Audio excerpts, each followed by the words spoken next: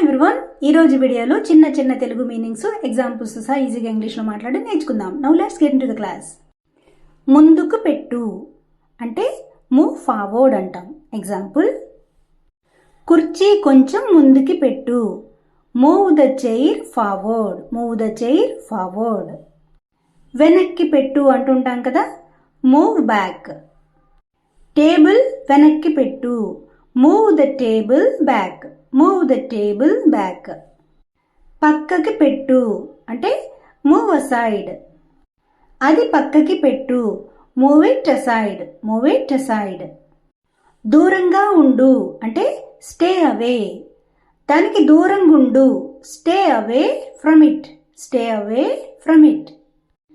తిప్పు అంటాం కదా, అంటే టర్న్.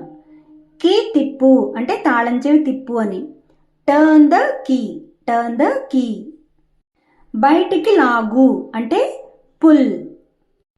డ్రాయర్ బయటికి లాగు. Pull the drawer out. Pull the drawer out. ఎత్తు అంటే లిఫ్ట్. బాక్స్ కొంచెం పైకెత్తు. Lift the box up a bit. Lift the box up a bit. బయటికి వస్తుంది అంటే స్టిక్కింగ్ అవుట్. అంటే దేనిలో నుంచైనా బయటికి రావడం, అది కమ్అవుట్ కాదండి. బ్యాగ్లో బుక్ బయటకు వస్తుంది. The book is sticking out of the bag. The book is sticking out of the bag. లేదా your shirt is sticking out అంటే ఇన్షర్ట్ అవి చేసుకుంటే షర్ట్ అవి బయటకు వస్తుంటాయి కదా. కదులుతోంది అంటే షేకింగ్. టేబుల్ కదులుతుంది, పట్టుకో. The table is shaking, hold it. The table is shaking, hold it. పగిలింది అంటే క్రాక్డ్.